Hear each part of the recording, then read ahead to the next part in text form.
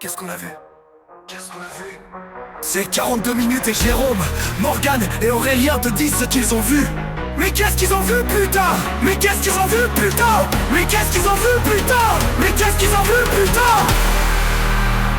Mais qu'est-ce qu'ils ont vu, putain? Salut, salut, c'est Chipou. Hey, hey, hey. Oui, je suis de bonne humeur, parfaitement. Là, tout de suite, j'ai l'impression d'être Aurélien, donc ne soyez pas surpris s'il y a des gros booms d'un seul coup dans ce podcast. C'est pas de ma faute, c'est que apparemment il y a des travaux dans mon immeuble. On m'a juste pas prévenu, mais bon, a priori. Sinon, qu'est-ce que j'ai à vous dire? Bah pas grand-chose en fait, c'est pour ça que je commence par du hors-sujet. Parce que si vous avez écouté les précédents podcasts, ce que je vous conseille très fortement de faire si c'est pas fait, vous savez que en fait j'ai rien vu du mois de mars. Et si vous suivez mon blog, vous le savez encore plus parce que je critique tous les épisodes que je vois sur ma petite merveille de blog. Si vous ne connaissez pas, c'est justonemoreheb.com. Je sais que vous n'en avez jamais entendu parler, mais n'hésitez pas à y jeter un œil. Voilà, y a rien à dire du coup parce que j'ai pas vu d'épisode. Cela dit, il y a quelques années d'archives, donc voilà, super adresse euh, pour entendre parler de séries, j'allais dire de vieilles séries. Ensuite, je me suis dit bah non, c'est pas des vieilles séries. Puis ensuite, je me suis rappelé que un peu quand même, hein, Agents of Shield elle est pas loin de ses 15 ans. Voilà, c'était le coup de vieux gratuit de début de podcast. Sur ce, j'ai quand même vu quelques petites choses, donc si j'ai des choses à vous raconter. Par exemple, j'ai fini la saison 2 de Paradise pas plus tard qu'hier. Et est-ce que je l'ai fini juste pour pouvoir dire quelque chose dans ce podcast? Bien sûr. Est-ce que pour autant je vais pas trop en dire également? Pourquoi j'en dis pas trop? Parce qu'il est fort possible que dans les prochains podcasts, on vous parle beaucoup de Paradise. Donc, je vais garder une partie des éléments que j'ai en stock, mais pour autant, je peux vous dire que je suis extrêmement déçu par cette saison 2. Alors, extrêmement déçu. En fait, le problème, c'est que j'en attendais énormément, et donc, j'ai l'impression que c'était vraiment nul. Après, quand je compare à d'autres séries que je peux regarder, et là, spontanément, j'ai par exemple The Walking Dead, Dead Ones, je crois que ça s'appelle comme ça, sur Maggie et Negan, là, je me dis que c'était pas si mauvais, finalement. Je veux dire, ils ont raconté une chose avec un début, un milieu et une fin. Donc c'est pas si mal.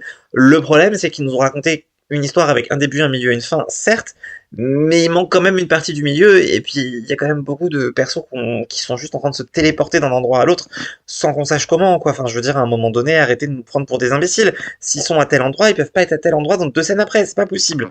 Voilà, donc c'est ce genre de série. C'est devenu ce genre de série. Alors que la saison 1 était quand même une belle petite prouesse d'écriture, elle était vraiment très chouette. La saison 2 continue à être excellente du point de vue du casting, du point de vue des effets spéciaux, en vrai, des images, de l'ambiance qui est créée. Il y a une petite ambiance musicale que j'aime beaucoup. Il y a une ambiance avec les filtres qui vaut ce qu'elle vaut. Je suis pas forcément fan, mais je trouve que il y a une identité visuelle à la série, et donc ça c'est chouette. Maintenant, c'est du côté de l'intrigue que ça pêche énormément, comme je viens de le dire. Au-delà des déplacements de personnages, il y a quand même beaucoup d'idées qui sortent de nulle part. Il y a des détails sur lesquels on insiste alors qu'il n'y en aurait pas besoin, et à l'inverse, il y en a d'autres qu'on nous zappe complètement, alors qu'on aurait bien aimé en savoir un peu plus. Donc voilà, ça devrait être un avis mitigé. C'est un avis extrêmement déçu parce que j'attendais beaucoup plus après la saison 1 qui m'avait embarqué. Peut-être que c'est aussi parce que j'ai binge-watché la saison 1 alors que là, la saison 2, je l'ai suivie plus ou moins à la semaine. Plus ou moins parce que vous connaissez mes retards habituels. Mais voilà, je trouve que ça manquait de quelque chose. Et je crois que ce qui manquait, c'était le travail, en fait. C'était du travail, de l'écriture. Et ouais, non, c'est pas possible, en fait. Enfin, arrêtez de faire des saisons de 8 épisodes quand vous avez des histoires qui, au minimum, en prennent 12. Et là, je pense qu'on était plutôt sur un format de 16 épisodes pour que ce soit vraiment réussi. Seulement, ils en ont eu que 8. Donc j'ai pas trop compris pourquoi autant d'insistance sur l'épisode 1 pour en faire ça. J'ai pas trop compris plein de choses. Mais c'est pas le sujet de ce podcast, puisque, je vous l'ai dit, oh allez, je spoil, c'est pas grave, il y aura un podcast spécial Paradise bientôt. De toute manière, on va reparler de Paradise dans pas longtemps, puisque quand je vais passer la parole à Morgane, probablement elle va vous en parler, et quand je la passerai à Aurélien, très certainement il va vous en parler. Aurélien vous parlera également de Daredevil Born Again. Du coup, je vais le faire aussi parce que j'ai vu un épisode, youpi, l'épisode diffusé en mars, et du coup, j'ai commencé une nouvelle série dont je vous en parle. Voilà. Alors, cette saison 2, elle commence pas super bien, de mon point de vue, parce que je trouve que ils oublient un peu trop leur cliffhanger qui était chouette. En fait, je crois que j'aurais aimé que la saison reprenne exactement là où la saison 1 s'était arrêtée. Genre, la même scène, et on développe un peu, et il se passe quelque chose. Or, là, c'est pas le cas. Je dirais qu'on doit reprendre quelques jours après, une semaine après, un mois après. En fait, c'est pas clair. On reprend un peu après, en tout cas.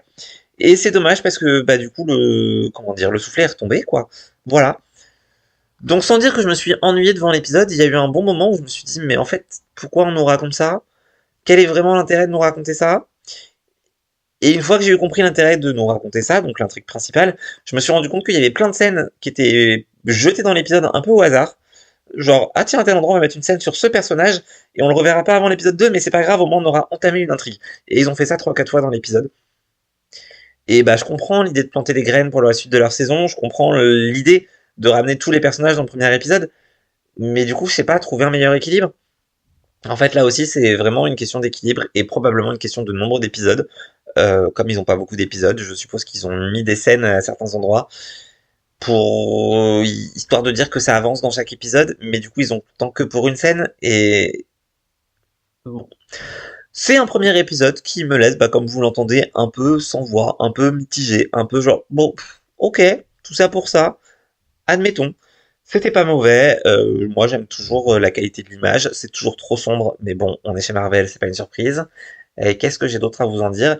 J'aime bien les petits effets spéciaux et les petits effets de réduction ou agrandissement de l'écran en fonction des pouvoirs de Daredevil. Enfin, des pouvoirs, en fonction de ses capacités. C'est extrêmement basique, extrêmement simple. Ça fonctionnait bien en saison 1 sur moi, ça fonctionne toujours en saison 2. Un peu déçu de ne pas avoir eu plus de choré de combat dans ce premier épisode, mais je sais qu'ils ont sûrement gardé le budget pour la suite de la saison. Donc je vais aller voir ça juste après avoir enregistré ce podcast. J'irai voir les 2 épisodes suivants parce que oui, Disney Plus a décidé de diffuser 2 épisodes un 1er avril. Je trouve la blague pas franchement drôle. Moi, un épisode, ça m'allait bien. J'ai pas le temps pour 2 épisodes. J'ai pas le temps de voir mes séries. J'ai pas le temps de voir Grey's Anatomy. J'ai pas le temps de voir 911. J'ai pas le temps de voir 911 Nashville. J'ai pas le temps de voir Scrubs. En fait, j'ai avancé d'1 ou 2 épisodes chacune de ces séries. Je vous en parle pas plus que ça. On en reparlera probablement dans un autre podcast. Et puis, histoire de pas faire trop court, je vais combler un peu le temps en vous parlant aussi de Medium. Parce que la dernière fois, j'avais fini la saison 3, il me semble. Voilà, peut-être qu'il me restait un épisode. Bon, peu importe, j'ai commencé la saison 4. Alors, la saison 3 était chouette, mais on sentait qu'on commençait à avoir fait le tour de l'histoire. La saison 4 nous montre que clairement, on a fait le tour sur les 3 premières saisons. Et donc, on change un peu la formule en saison 4. Et donc, je comprends pourquoi ça a été fait. Parce que, effectivement, ça devenait un petit peu lassant d'avoir toujours les mêmes formules. Même si le format de la série en lui-même fait que on a la même formule, mais il y a quand même des différences assez importantes en fonction de ce qui arrive à Allison et de ce dont elle rêve. Là, je trouve que sur la saison 4, le début, donc on a dû voir 4 épisodes, je crois, ça marche pas en fait. Voilà, c'est un peu gênant. Je pensais pas, mais il me manque vraiment un personnage qui, à mes yeux, était important, mais tout à fait dispensable. Et en fait, je pense qu'il est pas si dispensable que ça. Voilà, pour ceux qui ont vu la série, je vais vous le dire, et pour les autres, je vais spoiler. Donc, si vous voulez l'avoir un jour, n'écoutez peut-être pas. Mais le procureur de Valos n'est pas là dans ce début de saison 4. Et j'avais aucun souvenir de ça. Du coup, je me demande vraiment si j'ai vu toute la série. Dans mon souvenir, j'avais vu toute la série. D'après mon TV Time, j'ai vu toute la série. Mais là, ces épisodes, je m'en souviens plus tellement. Alors si, il y a un épisode, le 4e du coup, où elle est sourde. Et ça, je m'en souvenais. Enfin, elle est sourde, elle rêve d'une sourde maître qui se fait enlever. Et donc, pendant tout l'épisode, elle n'a plus de son du tout. Et ça, je me souvenais qu'il l'avait fait de manière beaucoup moins réussie que ce qu'a pu faire The Magicians, par exemple. Mais c'est pas grave, à l'époque, c'était déjà intéressant et audacieux de faire ça. Et donc, ouais, ce début de saison 4, il part un peu en vrille. C'est pas tellement qu'on tourne en rond comme je suis en train de le faire dans ce podcast, c'est plus que on a ce côté où c'est un peu trop forcé. En fait, voilà, c'est forcé parce qu'il n'y a plus de procureur, du coup on nous ramène le flic, mais sa présence, elle arrive toujours comme un cheveu sur la soupe sur le dernier acte de l'épisode, alors que c'était un perso qui était quand même un peu plus principal avant. Dans la vie d'Allison, il se passe des trucs et ça paraît forcé pour quand même va falloir qu'on avance, va quand même falloir qu'il y ait du taf, va falloir quand même qu'ils aient de l'argent. Je sais pas, pour l'instant, je suis un peu déçu par ce début de saison, ce qui fait aussi que on avance très lentement parce que, du coup, forcément, comme ça plaît un peu moins. Alors attention, je dis ça plaît un peu moins, ça veut dire que ça plaît toujours. C'est toujours une très bonne série, je la conseille toujours, je recommande vraiment. Regardez Medium si vous avez l'occasion, même si M6 les a retirés. C'est une bonne série. Voilà, il faut la voir. Sur ce, je pense que je vais vous abandonner déjà. Finalement, j'ai tenu 10 minutes, c'est pas si mal. Qu'est-ce que j'ai à vous souhaiter? Pas grand-chose, on est au mois d'avril, joyeuse Pâques peut-être, je sais pas trop quand on va diffuser ce podcast. Je vais donc laisser la parole à Morgane, et j'espère que la prochaine fois qu'on fera un Qu'est-ce qu'on a vu, j'aurai plus de choses à vous dire. Je peux pas vous le garantir. J'ai un mois moins chargé que le précédent, mais comme j'ai pris plein de retard partout au mois de mars, et pas que dans les séries, bah va falloir que je rattrape tout mon retard de partout. Voilà. Donc, écoutez, suspense. Est-ce que je vous parlerai de One Piece la prochaine fois? J'espère, mais je ne sais pas. Est-ce que je vous parlerai de Wildcard? Est-ce que je vous parlerai d'Allégeance? Est-ce que je vous parlerai de Grace, de 911? Bref, il y a tellement de séries qu'il faut que je rattrape. Venez-moi en aide. Allez, comme dirait Morgane, la bise. Et bonsoir, ici Morgane pour vous dire qu'est-ce que j'ai vu en ce mois de mars. Mois qui fut un petit peu compliqué de mon côté pour des raisons qui me sont personnelles. Je n'ai pas vu tant de choses que ça. Anyways, commençons donc. J'ai vu 2 épisodes de Grey's Anatomy, j'ai vu le 12 et le 13. Et il s'est passé des grosses dingueries. Notamment une que je ne voulais pas voir du tout. Je ne dirai rien parce que je veux pas spoiler, mais ceux qui ont vu, on se sait. Est-ce que vous m'imaginez en train de crier « Non !» devant mon ordi, mais par contre en minuscule, parce qu'il était 2h du matin. Bref, c'est arrivé. Je fus déçue, je fus triste, voilà. Sinon, Mohanty, énorme connasse.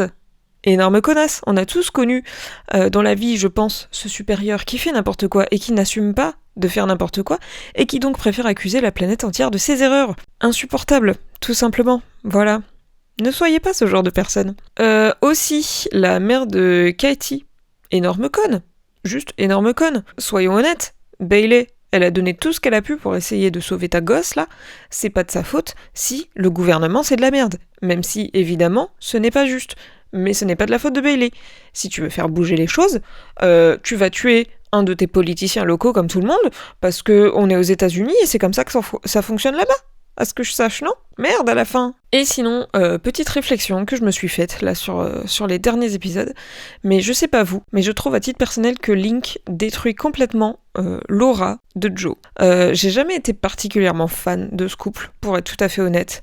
Je les ai toujours préférés en tant qu'amis. À partir du moment où ils se sont mis en couple, j'ai trouvé ça très étrange. Mais en fait, là, surtout en ce moment, j'ai l'impression que Joe, elle est en train de devenir un peu tout ce qu'elle voulait pas être, et je trouve ça très triste. Genre, elle se retrouve à s'occuper de 12 000 enfants, elle vit dans un super penthouse de fou, mais en fait, elle va devoir déménager parce que nanani nanana, elle se retrouvait dans un appart un peu bidon alors qu'elle a un truc de rêve et tout.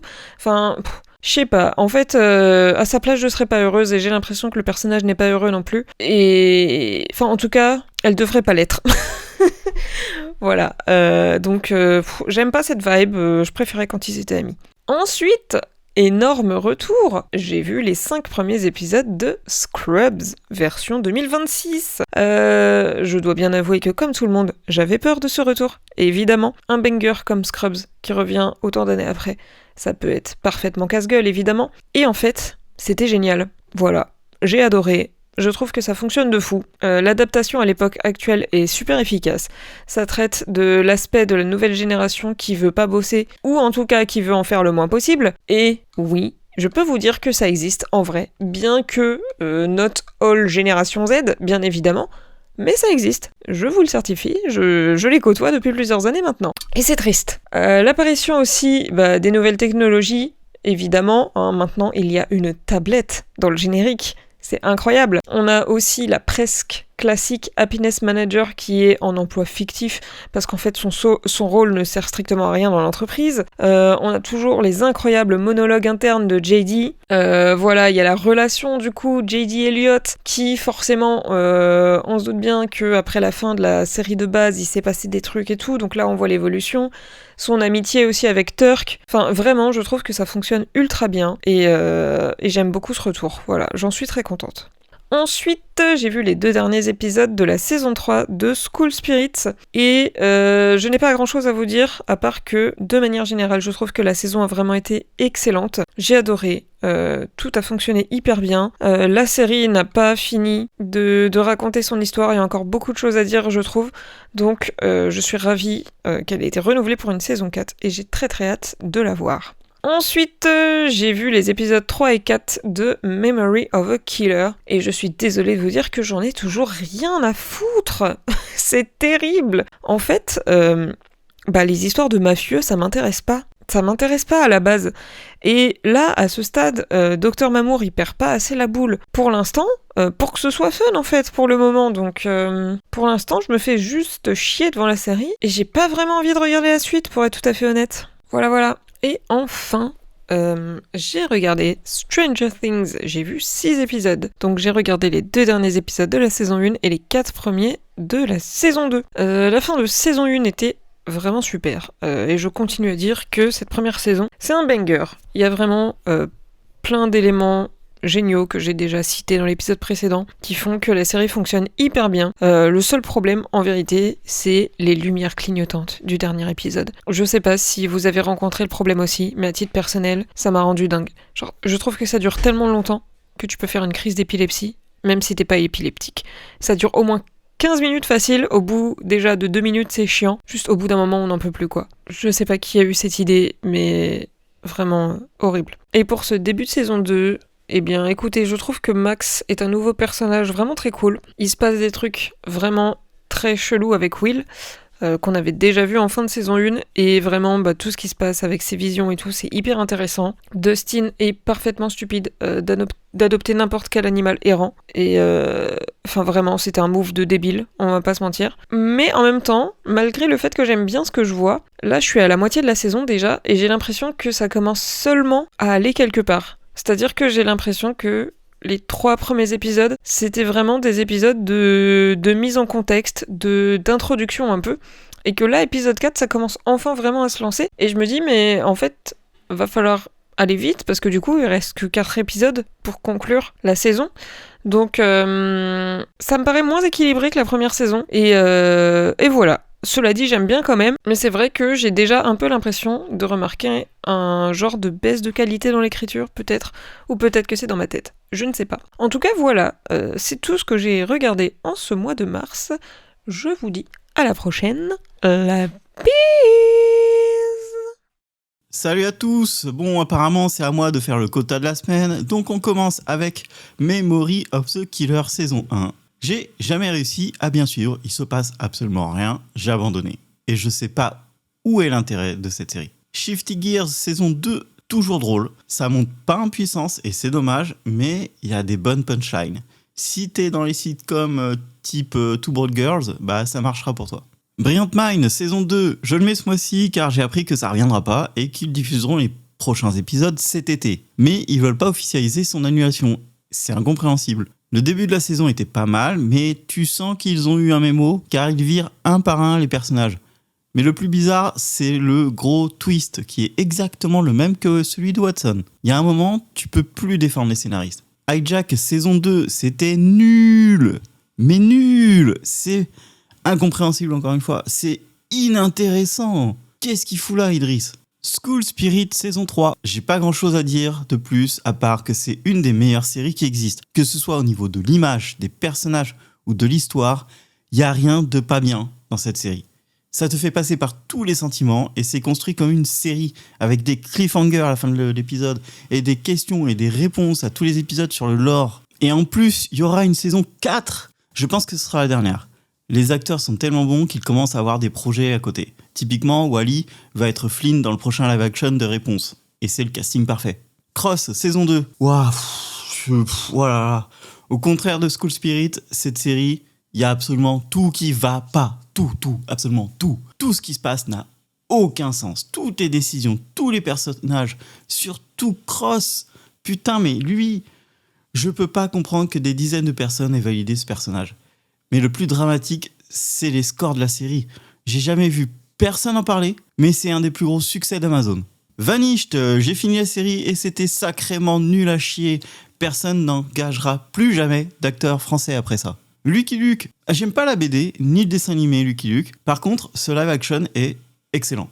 J'ai vu que les 2 premiers épisodes, mais Alban Lenoir en Lucky Luke, c'est la meilleure idée. L'idée d'ajouter le personnage de la jeune aussi incroyable actrice, elle est bête comme il faut. C'est très drôle et l'histoire est plutôt cool. C'était une bonne idée de l'handicaper direct. Ça évite d'avoir un personnage trop fort, sinon il n'y a plus d'histoire. Hâte de voir Jérôme Niel dedans. R.J. Decker, saison 1, on retrouve le seul docteur sympa et normal de Grey's, qui est pourtant marié à Meredith. Il est devenu détective privé en Floride. Il a le même flow que dans Grey's. C'est un petit policier sympa. Ce qui est dommage, c'est que c'est lui qui fait toute la série. Il est pas bien supporté autour de lui. Ça manque de charisme dans le cast. Mais ça se regarde. Rooster, on suit un romancier qui devient résident temporaire dans une université. Et ça, c'est Steve Carell. Tout autour de lui gravitent plein de personnalités différentes. C'est là le point fort de la série. Il doit interagir avec toutes ces personnes de façon différente, ce qu'il n'arrive pas à faire. Les dialogues sont très drôles parce qu'ils sont très intelligents. Le running gag du comité d'éthique me fait rire à chaque fois. Le doyen joué par le Dr Cox de Scrubs, c'est du plaisir à chaque fois tellement il est insondable. C'est Bill Lawrence encore, donc forcément, c'est du très bon. Daredevil Born Again saison 2, c'est nul à chier. Il y a eu 3 épisodes et c'est toujours rien passé. C'est toujours rien passé d'intéressant. Je sens que la saison 2 aurait pu être résumée en un épisode de 1 heure. J'en suis persuadé. En plus, tout se passe dans le noir, on voit rien. Karen a autant de perruques nulles que Betty. Il y a trop de personnages inutiles qui ont plus de visibilité que Matt Murdock. C'est fou. Ça n'a aucun sens ce qui se passe dans cet univers par rapport à la timeline de Marvel. CIA, spin-off de FBI, wouh! C'est la série policière pour revoir Tom Ellis. C'est vraiment juste pour ça que je la regarde et c'est juste pour ça que les gens la regardent. C'est archi classique pour l'instant. For All Mankind, saison 5. Depuis la saison 3, c'est du purement politique. Ça parle plus d'innovation ni d'un futur réaliste. Tout ça, ils s'en foutent. Les personnages ne veulent pas mourir, on suit des révolutionnaires tout pourraves depuis 2 saisons. Cette saison, on comprend pas du tout les enjeux, il y a des acteurs qui sont excellents, mais excellents. Des jeunes acteurs en plus qui sont vraiment bons, que j'adore, que j'ai adoré, et qui vont être très bons plus tard. Mais c'est des personnages vraiment secondaires, voire tertiaires. Ça me rend fou. Et il y a même une réunion The Killing qui se fait même pas, alors qu'ils sont dans la même pièce, à 3 mètres. Il n'y a même pas un regard, un truc caméra, quoi que ce soit, une référence, rien. Ils loupent des trucs de fou, c'est facile à faire. One Piece saison 2. Globalement, c'est très bien. Je suis à fond dans l'univers. J'adore les nuances qu'il commence à ajouter au perso, surtout Usopp qui devient de plus en plus un vrai meneur et moins suroptimiste que Luffy. Les nouveaux castings sont limite sortis du manga, tellement ils collent parfaitement. Mais surtout l'épisode sur l'histoire de Chopper, c'est pour moi l'un des meilleurs backgrounds illustrés.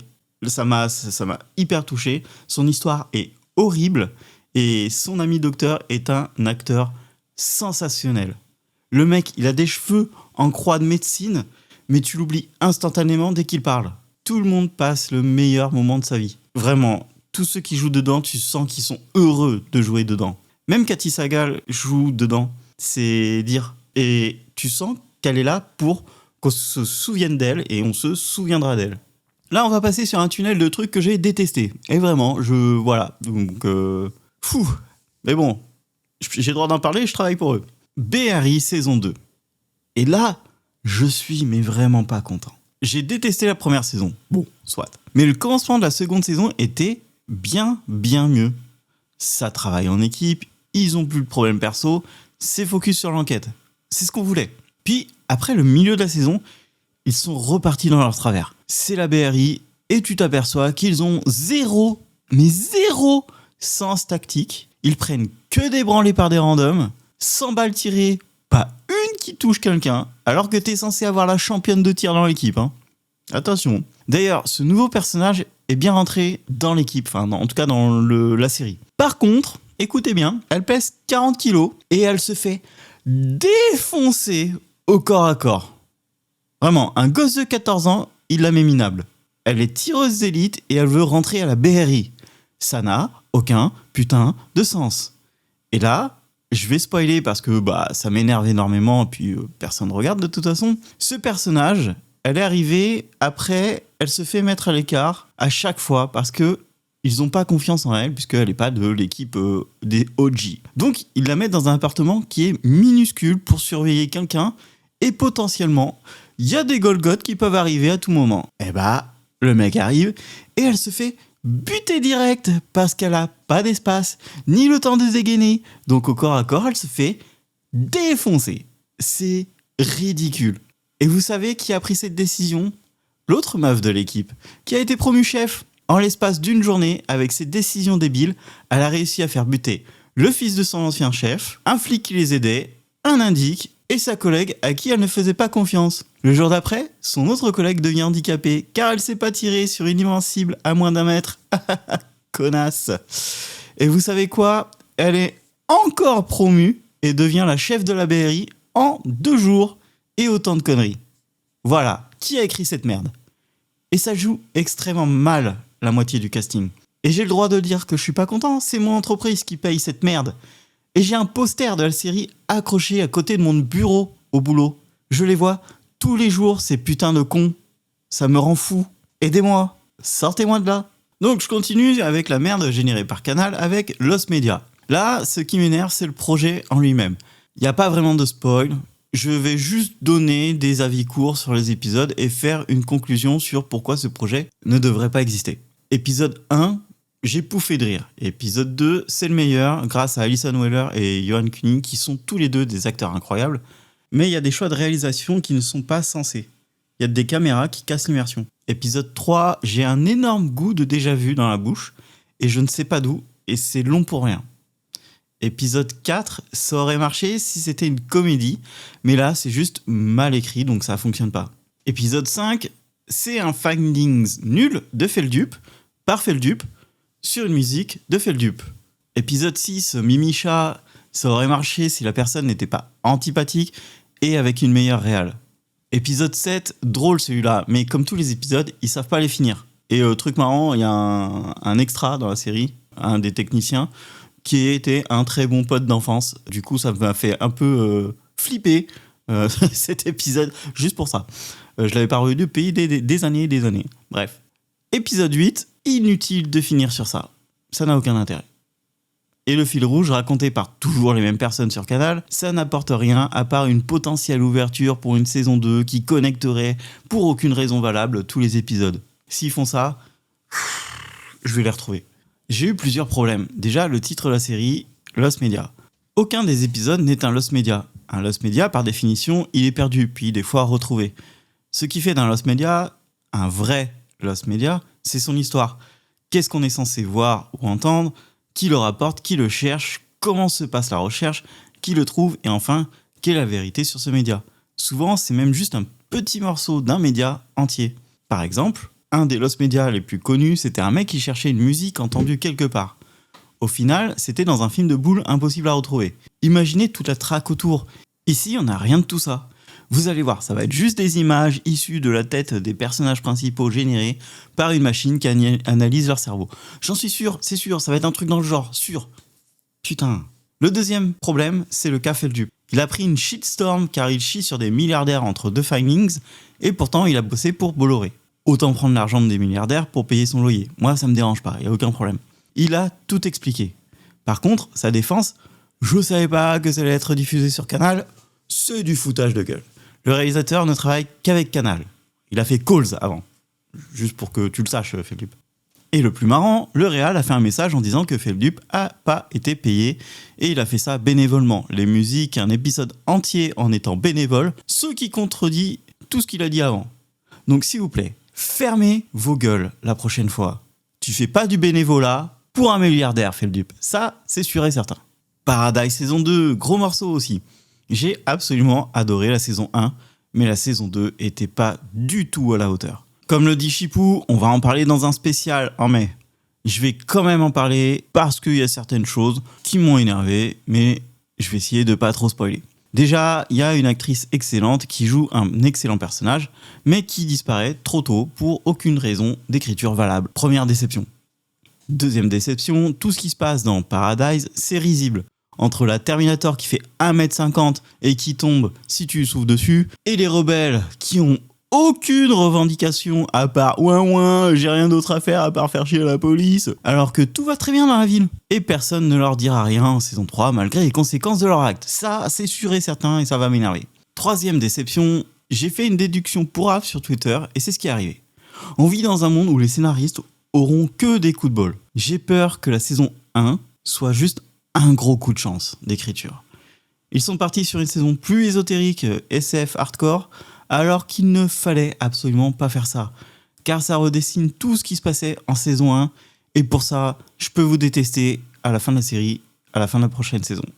Et on finit en beauté avec la saison 2 de Jury Duty. Je finis sur un bijou, une série qui relance la foi dans l'humanité. La première saison de Jury Duty suivait un juré lors d'un procès. Tout était faux, sauf lui. Le reste était des acteurs, voire même un acteur jouait son propre rôle, James Mardens. Coucou Paradise. Dans cette seconde saison, on suit Anthony, nouvel assistant RH qui commence son boulot la veille d'aller dans un company retreat dans un magnifique village vacances. Il intègre une société de sauce piquante où le CIO va passer le flambeau à son fils. Tous les faux employés de la société sont géniaux et spéciaux.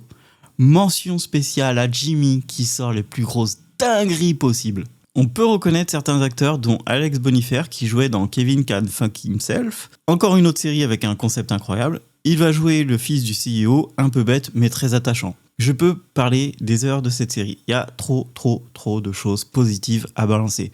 J'ai même rien à dire de négatif. Tout ce qui se passe est passionnant et hilarant. Dans ce genre de concept, le plus important, c'est le recrutement du héros, comme ils l'appellent. Et comme dans la première saison, ils ont trouvé une personne unique et probablement la plus humaine des USA. Anthony est le paragone de la gentillesse et de l'intelligence sociale. À la fin, les acteurs pleurent tellement ils se sentent mal d'avoir pranké cette personne. Les acteurs ont dû travailler pendant des mois pour créer des personnages et des liens entre leurs histoires car ils doivent faire comme s'ils se connaissaient et vivaient ensemble depuis des années. Je pense que si je pouvais travailler sur une série, ce serait une comme celle-ci. Ça et un faux documentaire comme American Vandal. J'aurais trop d'idées. Les 2 saisons sont dispo sur Amazon et la semaine prochaine, il y a 2 épisodes en plus. Un pour la table ronde des acteurs et un autre pour un échange entre Romuald et Anthony pour parler de leur expérience que seuls eux ont eu dans le monde. J'ai tellement hâte. Voilà, c'est la fin. On se retrouve fin du mois pour un épisode pas spécial, mais j'ai l'impression qu'il va être centré sur moi. Voilà, je vous en dis pas plus. À la prochaine. Bonne Pâques. Mangez bien. Il y a plein de chocolat. Mangez pas les vrais lapins. Ciao!